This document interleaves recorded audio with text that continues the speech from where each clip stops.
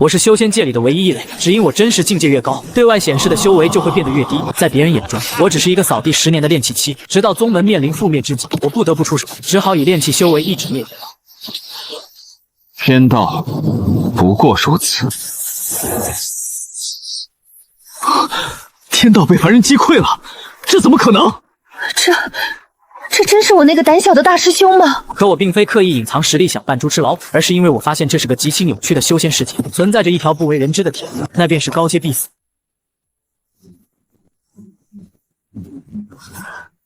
此界修仙皆為偷盜者，盜器者當誅。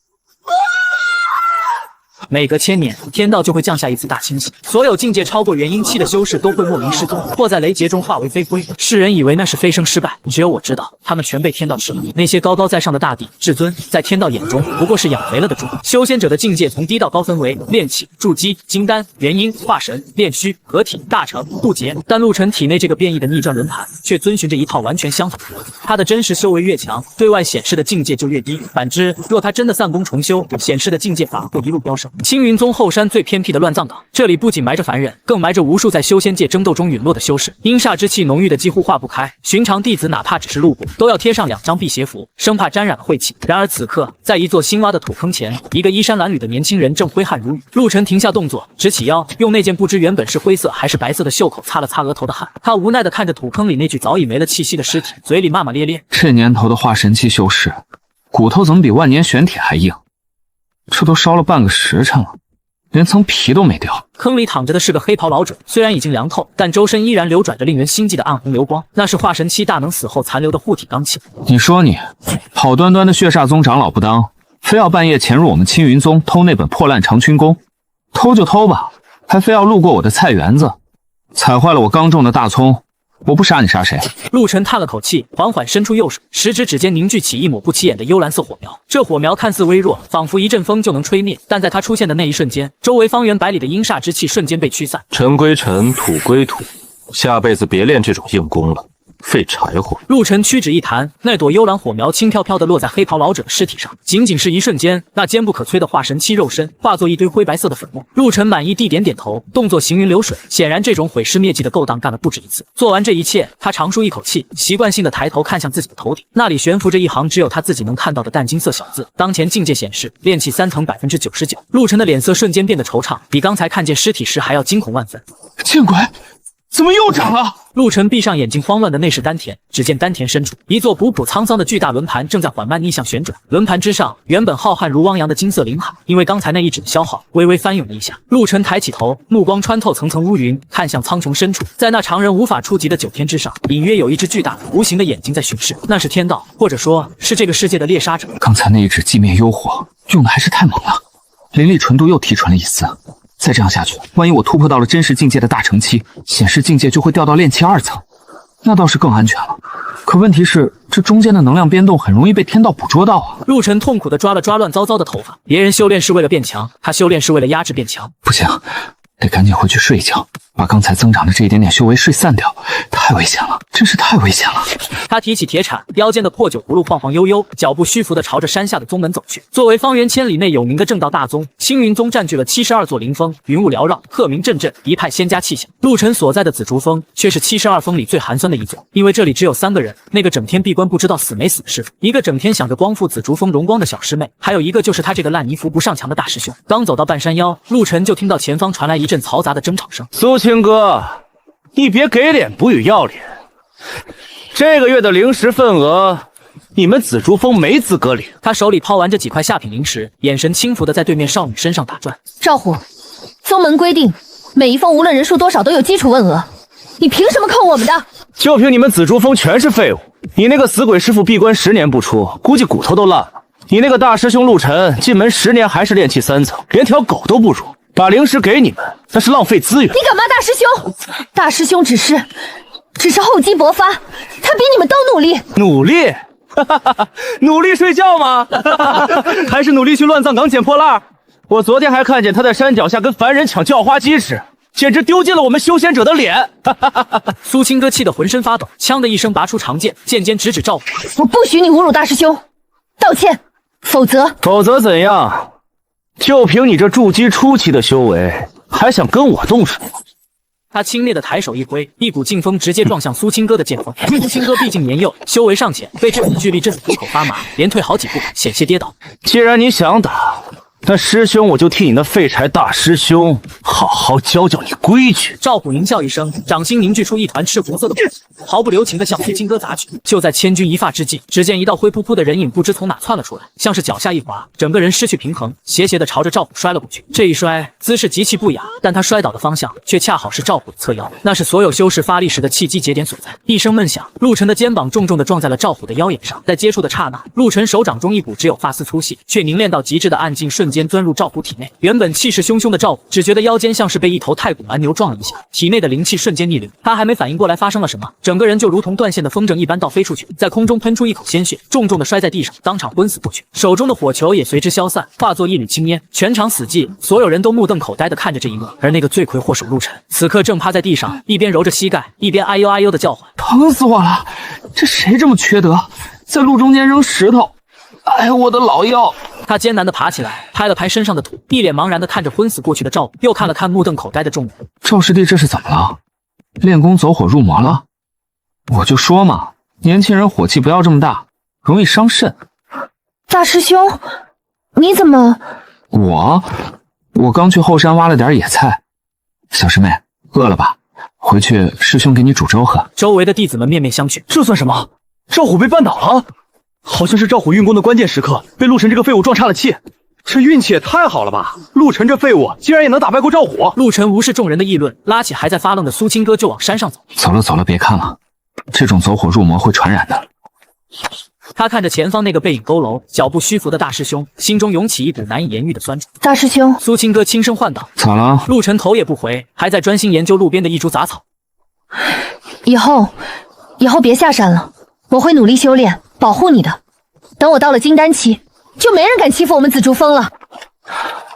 好啊，那師兄以後就靠你養着了，軟飯真香。他轉過身繼續走，但在轉身的那一瞬，他眼底的笑意瞬間結冰。他的神識早已覆蓋了整座青雲宗。就在剛才，他感覺到了一股窺探的視線，來自萬米高空的一艘隱形飛舟。那視線陰冷綿密，帶着明顯的殺意。天魔教的探子嘛，看來昨晚那個化神老怪的死，還是引起了一些蒼蠅的注意。既然來了，那就別走了。正好我這菜園子還缺幾份肥料。青雲宗紫竹峰，這座曾經輝煌一時的靈峰，如今大半建築都已破敗。雜草叢生的練武場上，幾隻野雞正在悠閒地踱步。回到住處，陸晨熟練的生火架鍋，他並沒有真的煮什麼野菜粥，而是從儲物袋深處摸出了一塊晶瑩剔透的瘦肉。這是6階妖獸烈風暴的里脊肉，蘊含着磅礴的氣血之力。師妹，加餐。陸晨把肉扔進鍋裡，又扔了幾株看起來像枯草，實則是5品靈藥龍鬚根進去。不一會兒，香氣四溢。蘇清歌坐在一旁的小馬扎上，拖着腮幫子看着陸晨忙碌。他早就習慣了大師兄總是能弄來一些奇奇怪怪的美味。雖然大師兄說是撿的，但每次吃完，他都覺得體內靈力湧動，修煉速度倍增。大師兄，你說師父到底什麼時候出關啊？再過1個月就是宗門大比了。掌門師伯說了，如果我們紫竹峰這次再沒人進前100名，就要裁撤我們的封號，並入其他峰了。裁撤？好事啊！不用每月交1靈石管理費，還能蹭食堂。大師兄，這是尊嚴問題。紫竹峰是師父的心血。師父那老頭子要是有心血，就不會為了躲債閉關10年了。而且這次大比，據說蕭天河也會來。聽到這個名字，陸晨的眼神微不可察地凝滯了一瞬。蕭天河，蒼穹域第1宗門天道宗的聖子，號稱100年難遇的絕世天才，天生擁有一雙破望金瞳，能看穿世間一切虛妄。這不僅是蘇清歌的童年陰影，也是陸晨目前最忌憚的幾個人之一。並不是因為蕭天河有多強，而是這小子的那雙眼睛太煩人。雖然陸晨自信逆轉輪盤的偽裝連渡劫7大能都看不穿，但面對這種天生異瞳，還是存在1/1000的暴露風險。他來幹什麼？相親啊？是來查血煞宗長老失蹤案，順便向我提親。提親？像你？師妹雖美，也不至於讓天道宗聖子專程萬里來提親。他是為了我們紫竹峰的紫青雙劍，那是當年師祖留下的鎮風之寶，只有紫竹峰的傳人才能開啟。他想通過聯姻吞併我們紫竹峰。陸晨擦了擦嘴，神色恢復了平靜。原來是衝着那2把破劍來的。紫青雙劍，陸晨想起來了，好像被他拿來當切菜刀用了好幾年，後來閒頓扔在後山禁地的一堆廢鐵裡吃灰呢。不想嫁就不嫁唄，多大點事兒。實在不行，師兄帶你跑路。世界這麼大，咱們去凡人界當個富家翁，豈不美哉？我不跑，我要參加大比，我要在擂台上堂堂正正的打敗蕭天河，讓他知道我們紫竹峰不是好欺負的。陸晨看着斗志昂揚的小師妹，心裡一陣頭大。打敗蕭天河，丫頭，人家蕭天河現在已經是金丹大圓滿，半隻腳踏入元嬰期了。你一個剛築基的小菜鳥，人家打噴嚏都能震死你。最麻煩的是，按照宗門規矩，如果紫竹峰要保留封號，除了蘇青哥，他這個大師兄也必須參賽，並且不能輸得太難看。這日子沒法過了。傳掌門令，3日後開啟乾隆秘境作為大比初賽場地，所有練氣3層以上弟子必須參加，違者逐出宗门。陸晨手裡的碗啪的一聲掉在地上，摔得粉碎。練氣3層以上，我剛好就練氣3層。陸晨看着頭頂那該死的練氣3層字樣，第一次恨自己為什麼不真的廢一點。如果顯示是練氣2層，豈不是就能名正言順的逃課？入夜，紫竹峰後山寒潭邊，陸晨盤膝坐在潭水中，冰冷的潭水刺骨，卻壓不住他體內躁動的靈力。既然躲不過，那就得做好萬全的準備。乾隆秘境。我記得那裡面像封印着这一只上古凶獸吞天雀的一缕残魂，那地方對別人來說是試煉之地，對我來說簡直就是個火藥桶。若是在秘境裡稍有不慎，用力過猛，直接把秘境撐爆，那樂子就大了。必須得想個辦法，把我的戰力精確控制在剛好能贏，又贏得特別艱難、特別猥瑣的程度。陸晨心念一動，體內的逆轉輪盤開始加速旋轉，他開始嘗試一種極其危險的操作——微操鎖穴。他在自己的經脈中設下了9999道禁制，每一道禁制都像是一道閥門，死死鎖住那浩瀚如海的合體之力，只留下一絲絲縫隙，讓靈力以滴漏的方式流出。這樣應該差不多了，只要我不解開禁制，我的輸出功率就被鎖死在了練氣大圓滿的水平，就算我想爆發也爆發不出來。萬米高空之上，那艘隱形的非洲正如鬼魅般懸停，非洲甲板上站着一個身穿月白長袍的青年，他面容俊美的近乎妖異，眉心處有一道豎着的紅痕，那是天眼通未開啟時的狀態，正是蕭天河。少主已經查探過了，昨晚血煞宗長老的氣息最後消失的地方就在這青雲宗後山，現場沒有打鬥痕跡，只有極其微弱的火系靈力殘留。微弱？能在一瞬間將化神期修士焚燒成灰，連神魂都逃不掉，你管這叫微弱？屬下無能，只是那殘留的氣息確實只有練氣期左右的強度，這就很奇怪。不奇怪，大道至簡，返璞歸真，能將力量控制到這種地步，出手之人的境界早已超出我們的想象。他的目光仿佛穿透了黑暗，鎖定在了寒潭邊那個看似平平無奇的身影上。那個在洗澡的人就是紫竹峰的大師兄陸晨。是，資料顯示此人是個不折不扣的廢柴，入門10年毫無作數，性格懦弱，貪生怕死。廢柴？一個廢柴能在這種極寒潭水中泡2個時辰而面不改色，哪怕是築基期修士，此刻也該凍僵了吧？黑衣老者一愣，連忙運起靈力看去，頓時大驚失色。這寒潭乃是萬年玄冰融化而成，他怎麼做到的？這就更有意思了。蕭天河眉心的紅痕微微跳動了一下，要麼他是個體修天才，肉身強橫，要麼他身上有重寶護體，要麼他就是我們在找的那個變數。傳令下去，這次秘境試煉重點關照這位陸晨師兄，我要看看把他逼到絕境，他到底是變成一條死狗，還是變成一條龍？是。黑衣老者領命而去。寒潭中，陸晨突然打了個噴嚏，是在罵我。剛才那一瞬間，那種被毒蛇盯上的感覺又出現了，而且這次不僅僅是窺探，更像是一種貓捉老鼠的戲謔。看來這次大比想低調都難了。隨着他起身的動作，周圍的寒潭水面瞬間沸騰，化作漫天白霧。他在白霧中緩緩睜開眼，原本慵懶渙散的眼神，此刻竟如刀鋒般銳利。既然你們要逼我演戲，那我就陪你們演一場大的。青雲宗演武廣場，今日的廣場人聲鼎沸，數千名弟子按照風頭分列四周，而在廣場中央懸浮着10座巨大的擂台，每一座都由金鐵鑄造，刻滿了防禦陣法。隨着一聲悠長的鐘鳴，掌門那渾厚的聲音傳遍全場。宗門大比正式開始，第一輪淘汰賽。陸晨縮在紫竹峰的角落裡，手裡還拿着那個標誌性的破酒葫蘆，有一搭沒一搭的喝着涼水。大師兄，你一定要加油啊！只要贏一場就能保住封號了。放心，為了咱們的飯碗，我一定全力以赴。他心裡卻在盤算，第一場如果遇到個練氣8、9層的，我就直接躺下裝暈；如果遇到個築基期的，我就還沒上台先吐口血，說就上復法。總之，主打一個雖敗猶榮，身體不行。第3擂台第12場，紫竹峰陸晨對戰烈火峰張大彪。張大彪，那個練氣大圓滿的肌肉狂人。陸晨這廢物運氣也太差了，賭10塊0食，陆晨坚持不到3息。陆晨听到这个名字，嘴角微微上扬，练气大圆满，太好了！这种只有蛮力没有腦子的对手，最適合配合演出被一拳打飞的戏碼。他慢吞吞地爬上擂台，甚至還故意絆了一下，引得台下一片噓聲。張大彪像一座鐵塔般矗立着，他赤裸着半個肩部，肌肉球結，渾身散發着灼熱的氣息。看着眼前瘦弱的像只雞仔的陸晨，張大彪獰笑一聲，捏的拳頭咔咔作響。小子，你自己滾下去，還是讓爺爺把你扔下去？師兄手下留情，我就站這讓你打，你輕點行不行？看台上，蕭天河正端坐在貴賓席，手裡把玩着一枚玉劍，那雙奇異的雙瞳並未開啟，只是淡淡的掃了一眼擂台。那就是陸晨，氣息虛浮，腳步散亂，確實是個廢物。少主，昨晚的事看下去，有時候眼睛也是會騙人的。廢話少說，看拳！張大彪怒吼一聲，腳下發力，整個人如同炮彈般衝了過來。碩大的拳頭上包裹着熊熊烈火，帶起一陣狂風。陸晨看着那越來越近的拳頭，心中暗暗點頭，力度不錯，角度也正。只要我稍微側身，讓他擦着我的肩膀過去，然後順勢倒飛出擂台，吐2口血，這戲就殺青了。然而，就在張大彪衝到陸晨面前3尺處時，張大彪那原本兇神惡煞的臉突然扭曲了一下，像是看到了什麼極為恐怖的東西。他的腳下莫名其妙的一軟，原本直衝的姿勢瞬間變成了前撲，伴隨着一聲慘叫，張大彪那龐大的身軀竟然在空中詭異的轉了個彎，像是踩到了無形的香蕉皮，直接越過了陸晨的頭頂，重重的砸在了陸晨身後的擂台邊緣。張大彪腦袋着地，整個擂台都震顫了一下。他抽搐了2下，白眼一翻，竟然暈過去了。全場死寂。陸晨保持着抱頭蹲防的姿勢，透過胳膊縫隙看着這一幕，整個人都懵了。這是什麼操作？大哥，我是想輸，你別這麼配合呀！你這一暈，我不就贏了嗎？裁判長老飛身上台，檢查了一下張大彪，神色古怪的宣布：張大彪靈力逆行昏迷，勝者紫竹鋒陸晨。台下瞬間炸開了鍋。這也行，運氣也太好了吧！張大道這是昨晚吃壞肚子了。黑幕，絕對是黑幕！我看張大毛是收了紫竹鋒的錢打假賽。只有陸晨此刻臉色比輸了還難看，他僵硬的轉過頭看向貴賓席，只見蕭天河正眯着眼，若有所思的盯着他。壞了，剛才張大彪那一腳摔得太不自然了。其實並不是張大彪真的滑倒了，而是在剛才那一瞬間，陸晨體內的逆轉輪盤自動護主，釋放了一絲極其微弱卻又極其恐怖的威壓。那威壓只針對張大彪一人，直接把他的神魂震暈了。這是被動技能，陸晨想關都關不掉。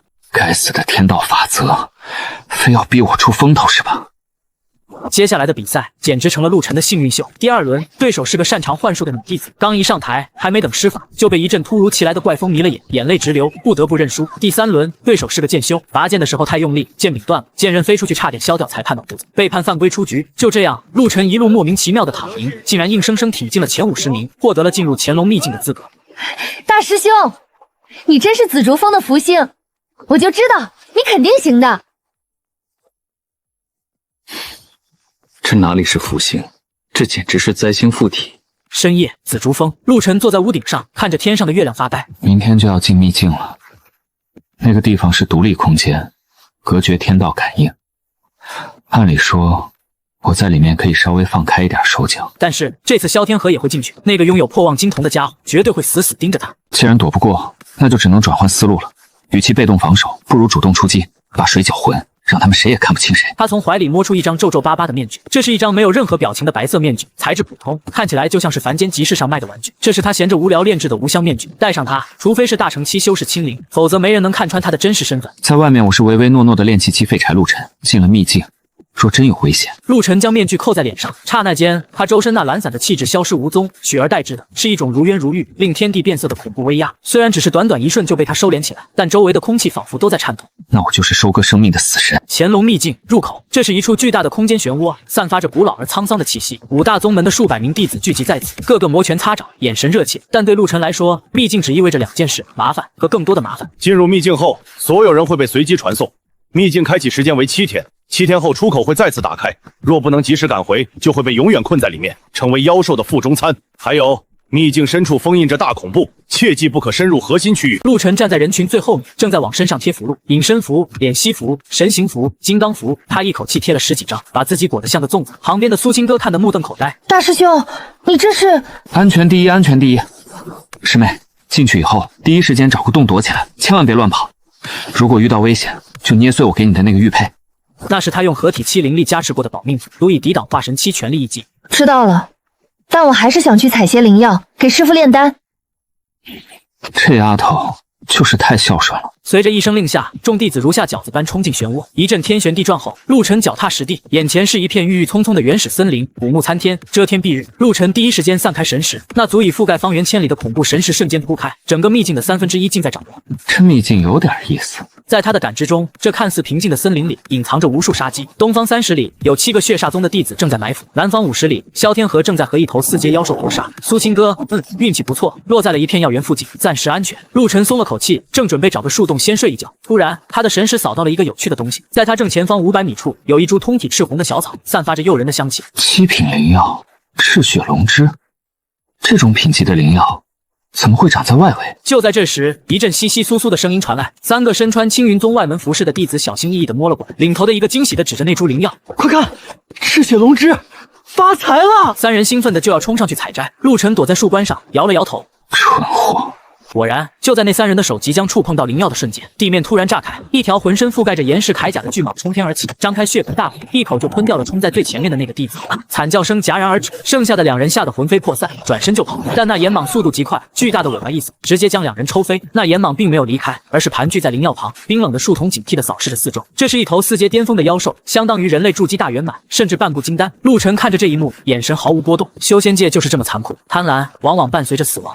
不過這赤血龍枝對我還有點用，可以拿來泡酒。陸晨想了想，從儲物袋裡摸出一塊指甲蓋大小的石子，他沒有動用靈力，僅僅是依靠肉身的力量，隨手一彈，石子劃破空氣，發出一聲尖銳的爆鳴。那頭岩蟒似乎感應到了致命的危機，猛地昂起頭想要躲避，但那石子的速度太快，快到超越了他的反應神經，堅硬如鐵的岩石鳞片如同豆腐般破碎，石子直接洞穿了岩蟒的7寸，甚至於事不減，深深地嵌入了後面的一塊巨石中。岩蟒龐大的身軀僵硬了一下，隨後轟然倒地，連掙扎都沒有。陸晨從樹上跳下來，慢悠悠地走到屍體旁，他沒有急着採藥，而是先踢了踢岩蟒的腦袋。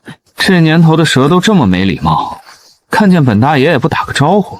他熟練地剖開蛇膽，扔進酒葫蘆裡，然後摘下那株赤血龍枝，像拔蘿蔔一樣隨便塞進了懷裡。做完這一切，他突然耳朵一動，有人來了，而且是熟人。陸晨身形一閃，瞬間消失在原地。片刻後，一道流光落下，蕭天河一襲白衣，手持長劍，飄然而至。他看着地上的3具屍體和那條巨大的岩蟒屍體，眉頭緊鎖。4階巔峰的岩甲蟒被人一擊斃命，沒有靈力殘留，純粹的物理貫穿傷。能用暗器造成這種傷害，至少是金丹後期的體修。這次秘境裡竟然混進了這種高手。他站起身，目光如電般掃視四周。閣下既然還在，何不現身一見？樹冠上，陸晨打了個哈欠，心裡毫無波瀾。炸我，你還嫩了點兒。蕭天河等了片刻，見沒有動靜，冷哼一聲，藏頭鹿尾之輩。他不再停留，轉身向着核心區域飛去。看着蕭天河離去的背影，陸晨眯起了眼睛。這家伙去核心區域幹什麼？那裡可是封印着吞天闕殘魂的地方，難道天道宗的目標是那個？就在這時，他懷裡的傳訊玉符突然震動了一下，是蘇青哥。大師兄，救命！我在落鳳坡，有好多血煞宗的人。陸晨的眼神瞬間冷了下來，原本慵懶的氣質蕩然無存，一股令人窒息的殺意從他身上升騰而起，連周圍的樹葉都在這股殺意下瞬間枯黃。血煞宗，給臉不要臉是吧？他的身影憑空消失，雖然為了偽裝，他只用了1成力，但這速度依然快得驚世駭俗。落鳳坡，這是一片開滿紅色鮮花的山谷，美得驚心動魄，但此刻這裡卻變成了一處絕望的獵場。蘇青哥背靠着一塊巨石，身上的青衫已被鮮血染紅，髮髻散亂，氣息微弱，他的手中緊緊握着斷了一截的長劍，眼神中充滿了絕望與不屈。跑啊，怎麼不跑了？不愧是青雲宗的紫竹仙子，這身段，這模樣，若是練成血誓，定是極品。你们竟敢在秘境中公然劫殺武宗弟子，就不怕引起宗门大戰嗎？宗門大戰，小妞兒，你太天真了。這秘境裡死了幾個人，誰知道是我們幹的？只要把你那幾個同門都殺光，再偽裝成妖獸襲擊的樣子，神不知鬼不覺。蘇青哥心中一陣冰涼，他想起了大師兄給他的那塊玉佩，他顫抖着手，想要去摸那塊玉佩。想求救，刀疤臉眼疾手快，一道血色長鞭甩出，直接捲住了蘇青哥的手腕，啪的一聲將那玉佩打飛出去，落在遠處的草叢裡。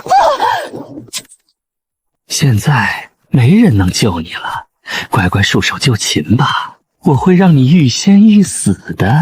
大師兄，對不起，青哥以後不能給你做飯了。就在那只髒手即将觸碰到蘇清歌的瞬間，刀疤臉的動作突然停住了，他臉上的笑容凝固，眼神中透出一絲迷茫。緊接着，一條細細的紅色血線在他的脖子上浮現，他整個人毫無徵兆地倒在了蘇清歌的腳邊，那雙眼睛還大大的睜着，似乎完全不知道發生了什麼。全場死一般的寂靜，剩下的血煞宗弟子驚恐地看着這一幕，一個個嚇得連連後退。是誰在那裝神弄鬼？滾出來！他們瘋狂地祭出法寶，護在身前。夕陽的餘暉下，一個高大的身影緩緩走來。黑袍人臉上戴着一張沒有任何表情的白色面具，黑袍人的身上沒有任何靈力波動，頭頂顯示的境界是凡人。凡人？怎麼可能？秘境怎麼會有凡人進來？黑袍人沒有說話，他走得很慢，但每一步落下，大地都仿佛在微微顫抖。他走到那塊落在草叢裡的玉佩前，彎腰輕輕撿起，擦去了上面的灰塵。這麼重要的東西，怎麼能亂扔呢？他抬起頭，那張慘白的面具正對着剩下的血煞宗弟子，面具上只有2個黑洞洞的眼眶，深邃的如同吞噬一切的黑洞。蘇清歌看着這個神秘人，不知為何，心中竟然升起一種莫名的熟悉感和安全感。那是我的。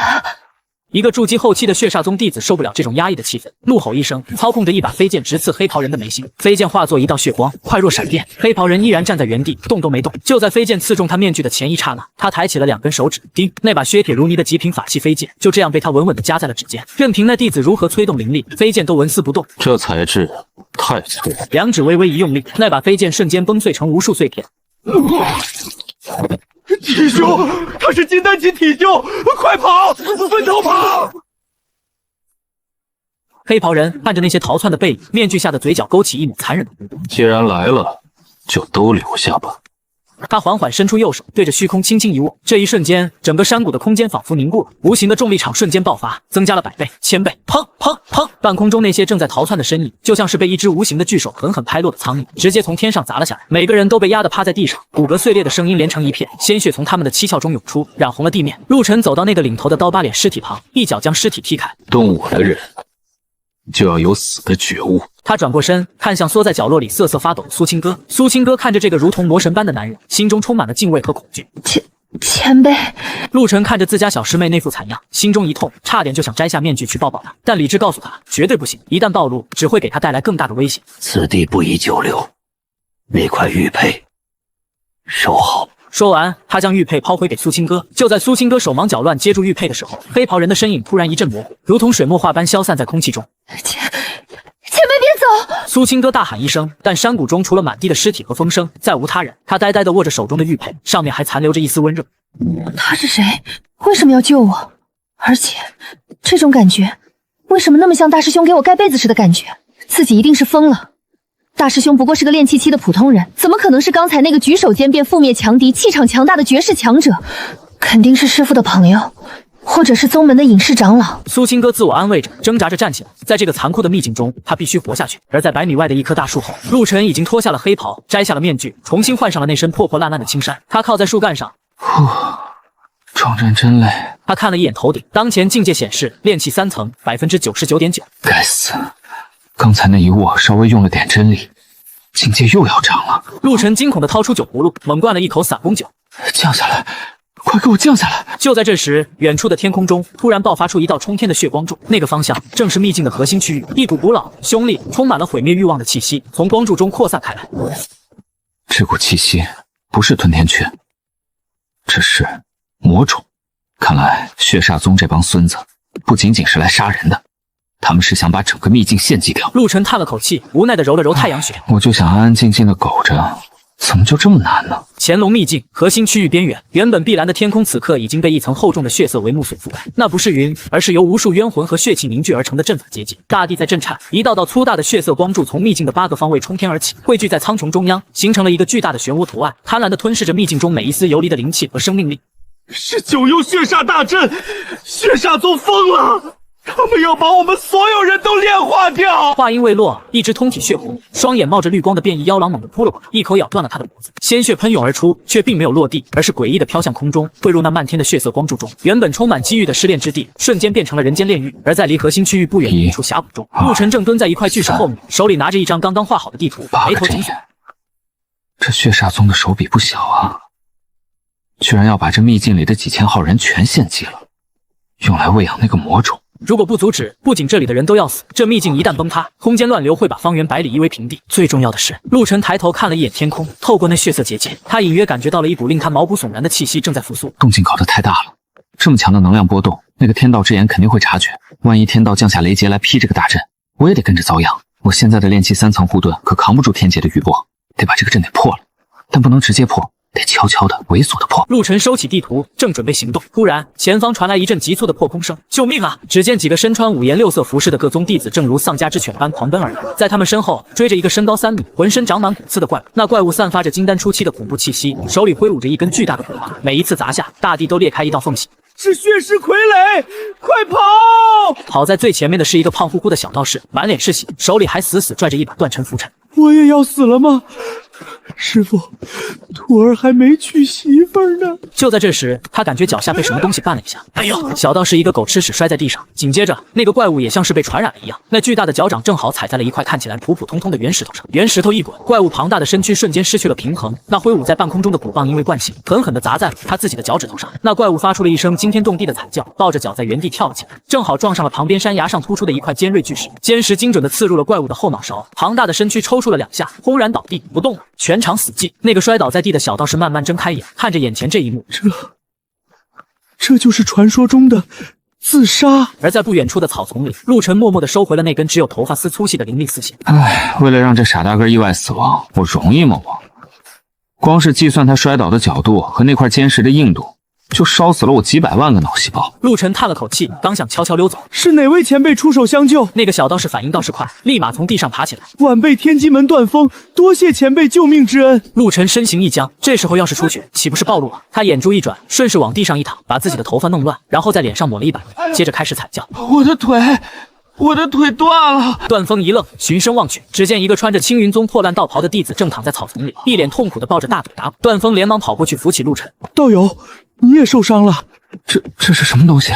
嚇死我了！我剛才正跑着，突然就被石頭絆倒了，然後就看見這大家伙自己撞死了。我是不是在做夢？”段峰上下打量了陸晨一番，煉氣3層，氣息虛浮，眼神清澈且愚蠢，確實是個廢柴。道友，你這運氣真是逆天啊！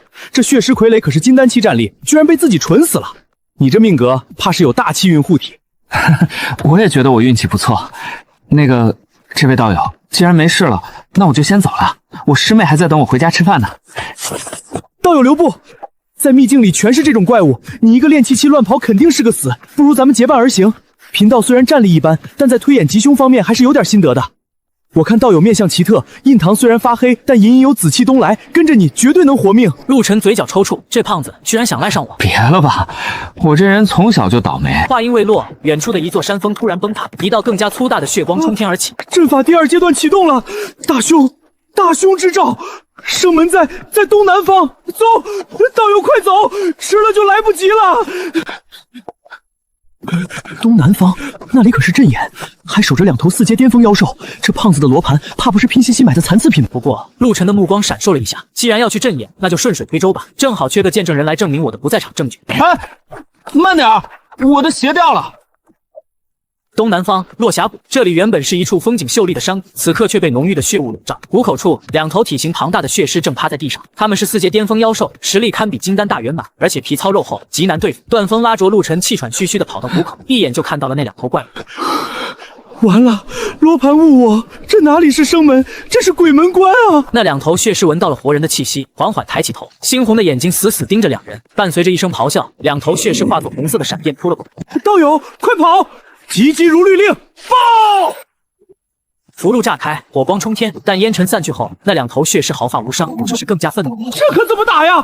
這皮也太厚了吧！陸晨躲在段峰身後，眼睛微眯。突然，一道璀璨的劍光突然從天而降，劍光如洗練的銀河，瞬間劃破了血霧。那衝在最前面的一頭血屍甚至來不及慘叫，躺在了地上。緊接着，一道白衣勝雪的身影飄落在2人身前，長劍歸鞘，髮絲輕揚，正是蕭天河。天道宗聖子得救了，多謝聖子救命之恩。萧天河沒有理會段峰，他的目光越過胖子，直直地落在了後面的陸晨身上。那雙名為破望金瞳的眼睛中金光流轉，仿佛要將陸晨看穿。陸晨心裡咯噔一下，來了，這小子的直覺太敏銳了。他連忙裝出一副被嚇傻的樣子，雙腿打顫，一屁股坐在地上。媽呀，嚇死我了！那是神仙嗎？蕭天河盯着陸晨看了足足3息，在他的視野裡，陸晨體內的靈力稀薄的可憐，經脈堵塞，確實是廢柴中的廢柴。難道我想多了？你叫什麼名字？回稟聖子，小的叫陸晨，是青雲宗紫如風的弟子。陸晨，聽說你在擂台上運氣很好。那是各位師兄承讓。運氣也是實力的一種。既然你運氣這麼好，那就幫我個忙。去，引那頭畜生過來，我要试劍。這哪裡是试劍？這分明是在試探我。如果我是高手，面对這種必死的军局，肯定会露出破绽。如果我是廢柴，那就直接死了。好狠的心思！圣子，我才炼气3層。去，或者我现在殺了你。圣子，这也太强人所难了吧？他会死的。闭嘴！我去还不行吗？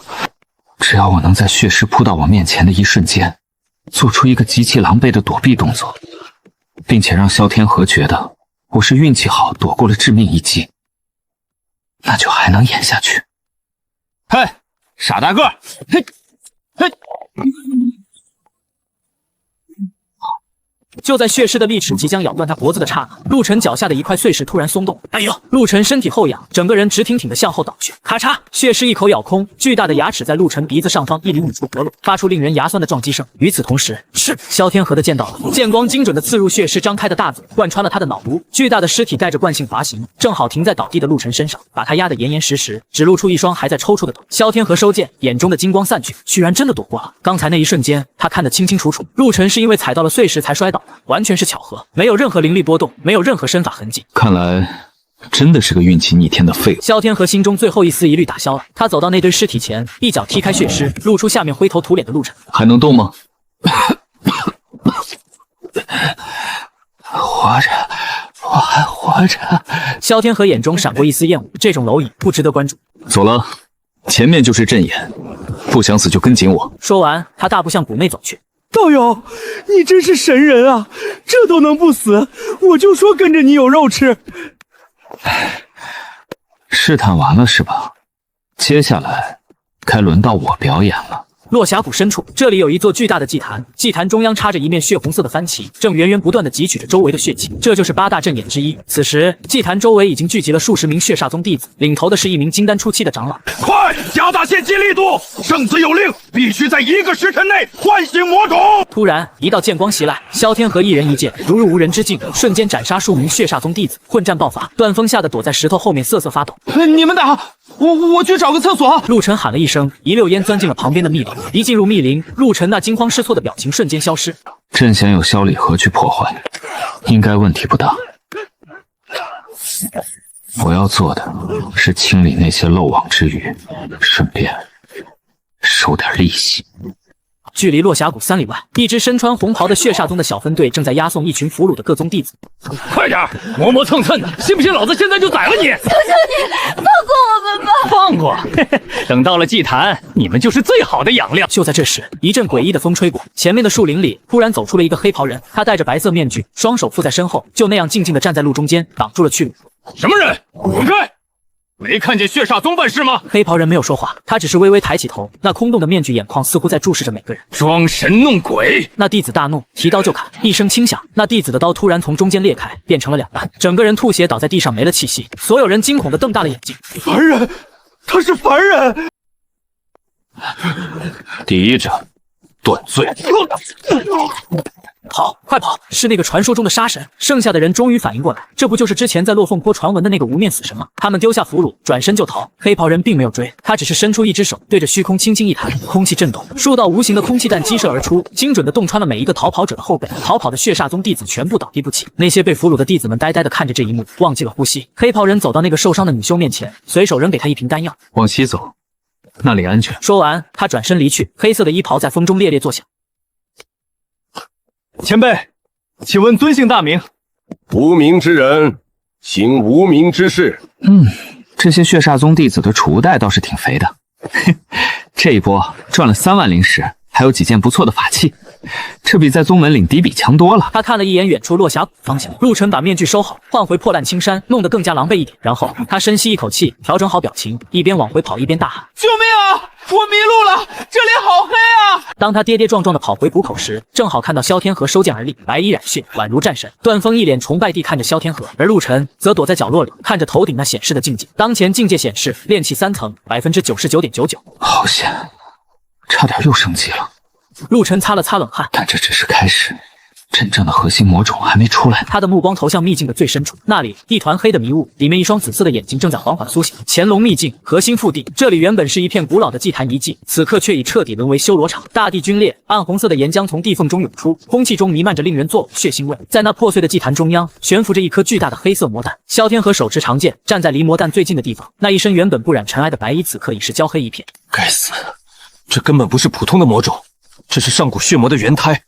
血煞宗那群瘋子竟然想復活血魔老祖！就在這時，一道清脆的碎裂聲響起，魔彈表面裂開了一道縫隙，一只指甲烏黑修長的小手從裡面伸了出來，扒住了裂縫的邊緣。下一秒，那個魔童撕開了魔彈的外殼，鑽了出來，懸浮在空中。他看起來只有10歲大小，皮膚晶瑩剔透，有着一頭銀色的長髮，但他沒有瞳孔，雙眼是一片漆黑的深淵。躲在人群最後面的陸晨，此刻正趴在一塊大石頭後面，拼命往嘴裡塞臉吸丹。完了，這下玩脫了。這玩意兒起步就是半步元嬰的戰力，而且它是純粹的能量體，物理攻擊無效，法術攻擊會被吞噬，這簡直就是個 bug。最要命的是，陸晨感覺到那個魔童的目光似乎在自己身上停留了一瞬。雖然陸晨現在的顯示境界是煉氣3層，但在這種高階魔物眼裡，生命層次的誘惑是無法完全掩蓋的。不行，絕對不能出手。蕭天河還在，那個胖子段峰也在。我要是現在一巴掌拍死這魔童，我的狗道大業就全毀了。天道之眼肯定正盯着這裡，只要我敢爆發出元嬰期的波動，下一秒雷劫就會把我和這魔童一起劈成灰。得想個辦法把仇恨值轉移走。就在這時，蕭天河動了。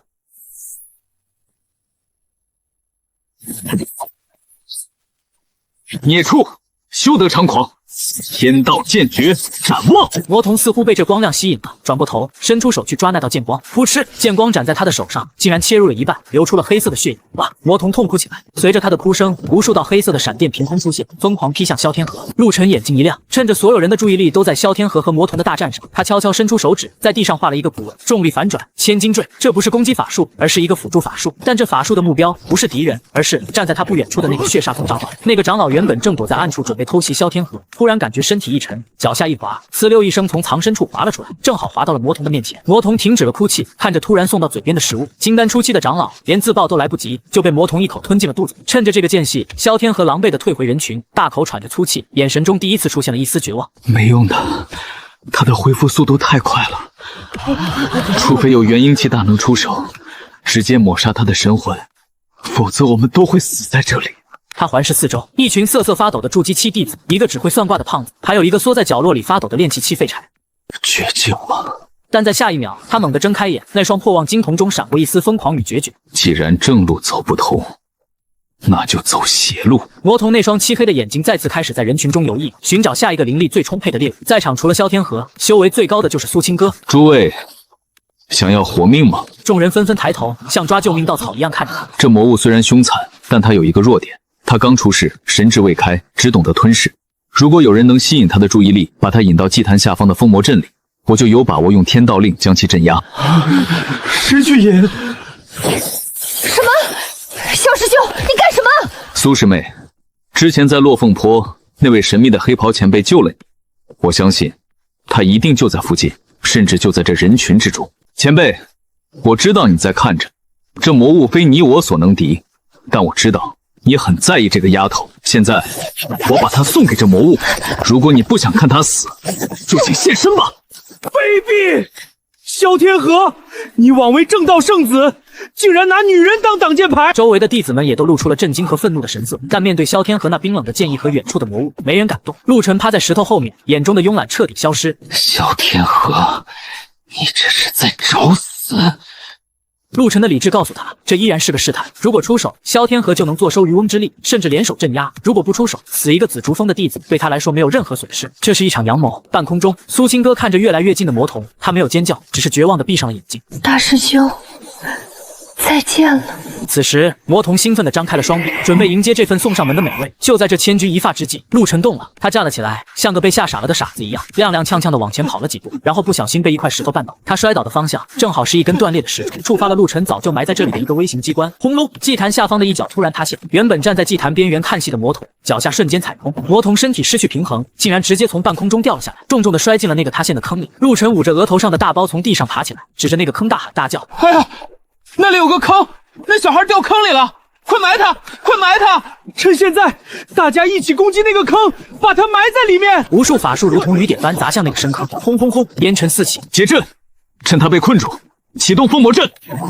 然而遲了，一道血紅色的光柱衝破了泥土和法術的封锁，直冲云霄。魔童飞了出来，此時的他已經完全變了模樣，原本可愛的外表蕩然無存，身體暴漲到了3米高，渾身覆蓋着猙獰的骨刺，背後長出了一对蝙蝠般的肉翼。他那雙漆黑的眼睛越過了蕭天河，越過了蘇青哥，死死地鎖定在了那個還在捂着額頭叫喚的陸晨身上。動物的本能告訴他，剛才那個坑和這個人有關。魔童吐出了一個含糊不清的字眼，下一瞬他消失了，再出現時已經到了陸晨的面前，那足以撕裂金丹期防禦的利刃狠狠地抓向陸晨的腦。大師兄！陸晨看着那近在咫尺的利刃，該死，被逼到死角了。陸晨的瞳孔中倒映着那血色的利刃，在這0.01秒的時間裡，他做出了一個瘋狂的決定。反向境界，絕對防禦開啟。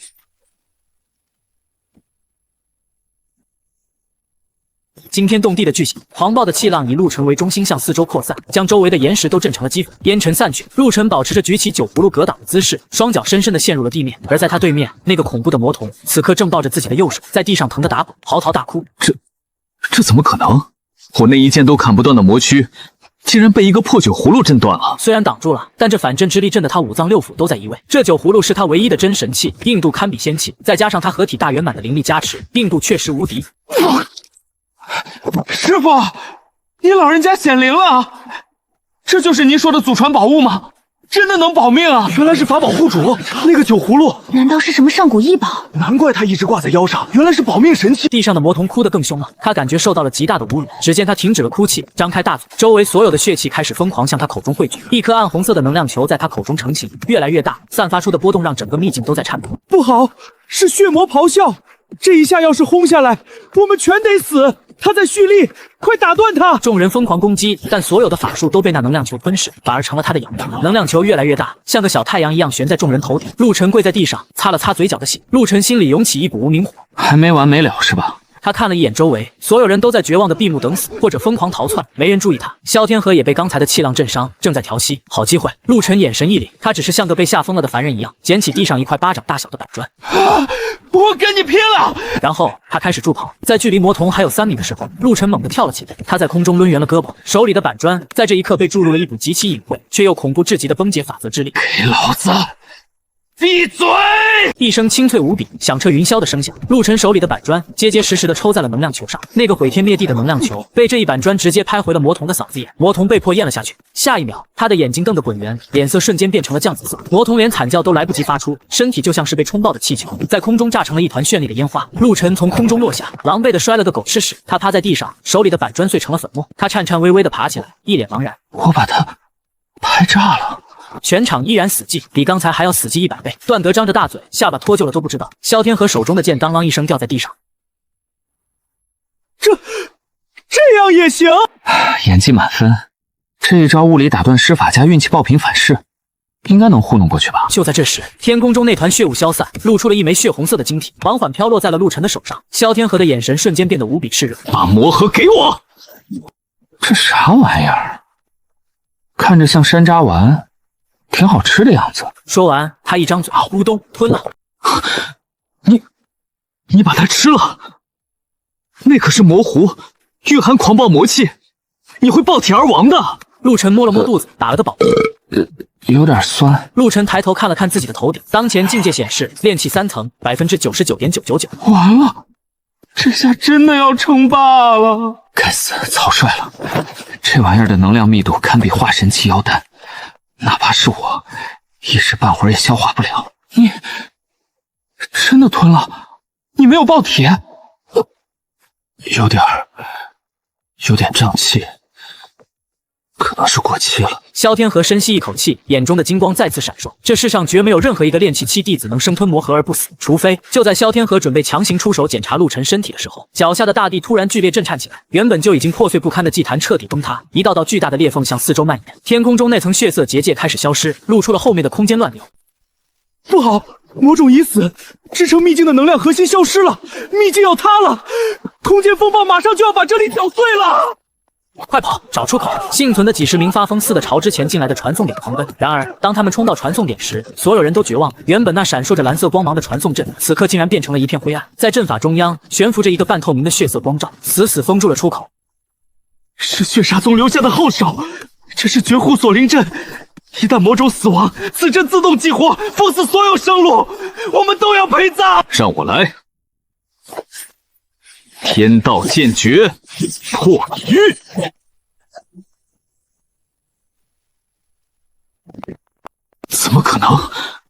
這陣法的強度竟然達到了元嬰級！沒用的，這陣法連接着整個秘境的地脈，除非有一擊摧毀整個秘境的力量，否則根本破不開。除非什麼？快說啊！除非能進入陣法內部的陣眼，切斷地脈連接。但這個孔洞被設置了極強的排斥禁制，高階勢力修為越高，受到的排斥力就越強。只有修為低到幾乎可以忽略不計的人，或許才能鑽進去。全場再一次陷入了詭異的寂靜，所有人整齊劃一的轉頭，目光看向了正在角落裡捂着肚子哎呦叫喚的陸晨。修為低到忽略不計，這不就是為他量身定做的嗎？蘇清歌擦乾眼淚，充滿希冀地看着陸晨。大師兄，陸晨看着那個孔洞，心裡有1萬句髒話想講。這劇情針對性也太強了吧！我不去，那裡面看着就危險，萬一有老鼠怎麼辦？陸晨，不想死就給我進去破陣，只有你能進去，破了陣，我保你紫珠峰百年無憂。破不了，我現在就殺了你祭陣！別動手，我去還不行嗎？可我肚子疼，能不能慢點？快滾！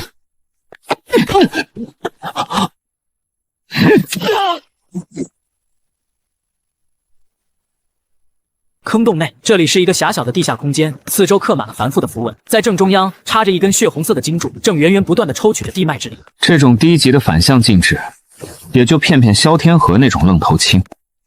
不過這設計倒是有趣，專門防備高手強拆，正好拿你這陣法泄火。陸晨走到金柱前，並沒有像常人那樣去拔或者去砍，他伸出一根手指，輕輕點在金柱上，逆轉輪盤，開閘放水。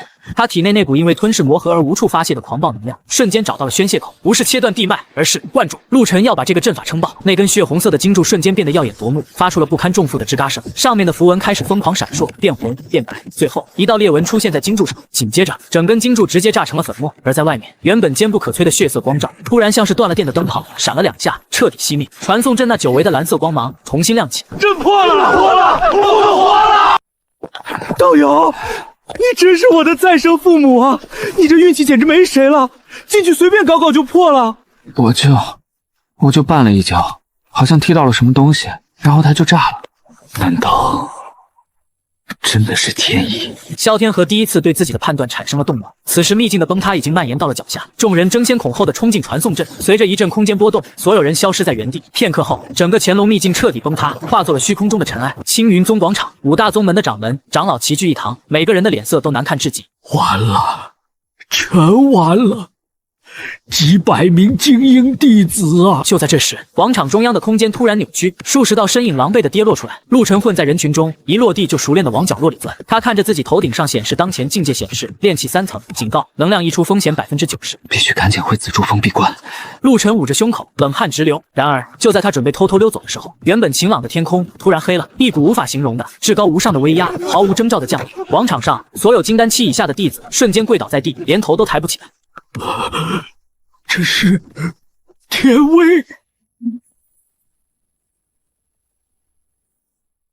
他來收割了，因為秘境裡的動靜太大，引起了他的注意。那只巨眼緩緩轉動，最後鎖定在了下方的幾位元嬰期掌門身上。一道宏大的、不辨男女的聲音在所有人腦海中炸響：元嬰以上皆為竊盜者，竊盜者當誅！一道金色的雷霆從巨眼中劈下，站在最前方的一位偃月宗太上長老，連慘叫都來不及發出，整個人就被這道金雷劈成了虛無。那巨眼僅僅是眨了一下，又是數道金雷落下。這就是天道的邏輯，修仙乃是逆天而行，竊取天地靈氣。當你弱小時，我不理你；當你強大到一定程度，你就成了必須清除的害蟲。陸晨跪在地上，此時的他異常興奮，終於讓我近距離看到你了。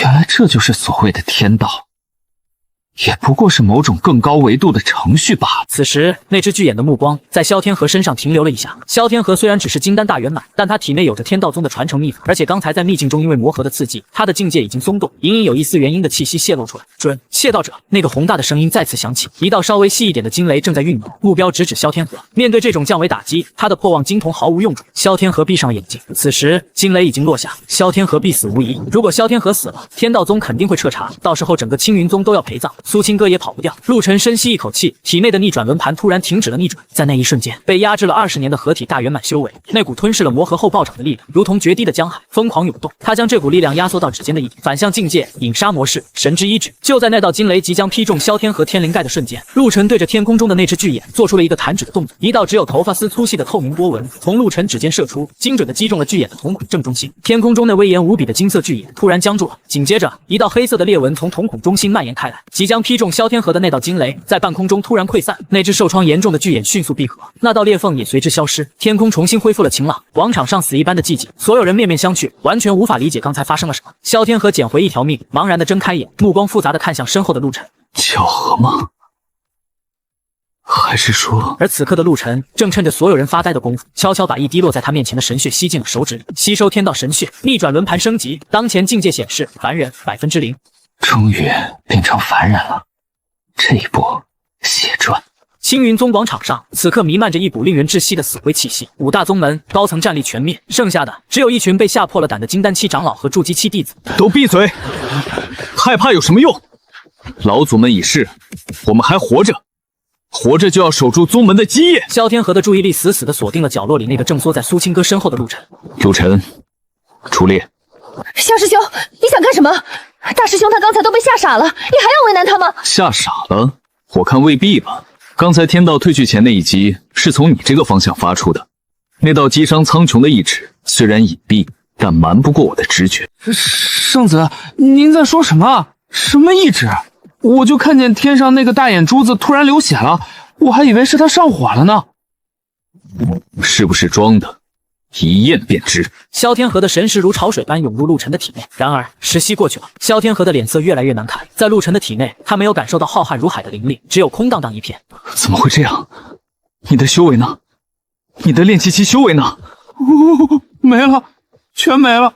剛才那個大眼珠子瞪我的時候，我就感覺身體裡好像有什麼東西碎了，然後我就變成凡人了。我好慘啊！修了10年還是煉氣，現在連煉氣都不是了。難道真的是我多慮了？難道那道攻擊真的是某位路過的隱士大靈所為？既然修為盡失，那你便不再是我輩修士。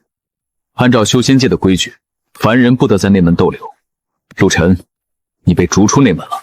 不行，大師兄是為了宗門才變成這樣的，你們不能趕他走。宗門不養閒人，況且如今宗門遭逢大難，資源減缺，留他在山上也只能當個雜役。那就當雜役，只要他在紫竹峰，我就養他一輩子。蕭天河深深地看了一眼蘇清歌，又看了一眼還在地上假哭的陸晨。隨你。說完，他轉身離去。深夜，紫竹峰，陸晨躺在他那把破舊的搖椅上，手裡拿着酒葫蘆，看着滿天繁星。終於沒人盯着我了。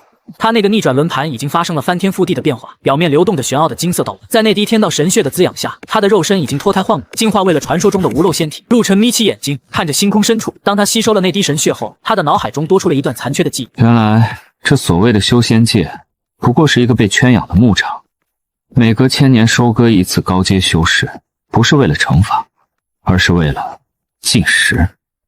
那個天道之眼背後還有東西。既然你們喜歡玩收割的遊戲，那我就陪你們玩到底。不過這一次，誰是獵人，誰是獵物，可就不一定了。看來有些人忍不住了。青雲宗山門外，烏雲壓頂，妖氣衝天，數以萬計的妖獸潮如黑色的潮水般淹沒了山腳，而在空中還懸浮着10幾艘黑色的戰舟，那是亂星海的劫修聯盟。今日踏平青雲，鸡犬不留！守不住了，对方有3名半步元婴的大妖，还有上千金丹劫修，我们完了。青云弟子听令，死战！蘇清歌也在人群中，他回頭看了一眼紫竹峰的方向，眼中閃過一絲決絕。大師兄，你一定要藏好。隨即拔劍衝向了那個即將破碎的缺口。紫竹峰，陸晨依然躺在搖椅上，緩緩起身，伸了個懶腰。他走到牆角，拿起了一把掃帚。地髒了，該掃掃了。青雲宗山門外，無數妖獸和劫修如入無人之境，瘋狂湧入。青雲宗弟子死傷慘重，蘇清歌被2名金丹期劫修圍攻，身上多處掛彩，岌岌可危。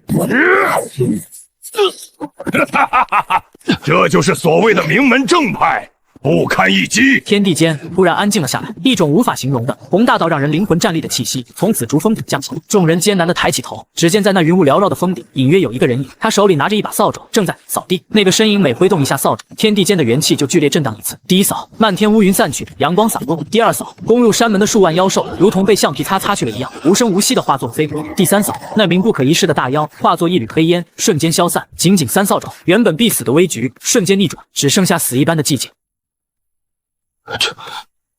這是什麼神通？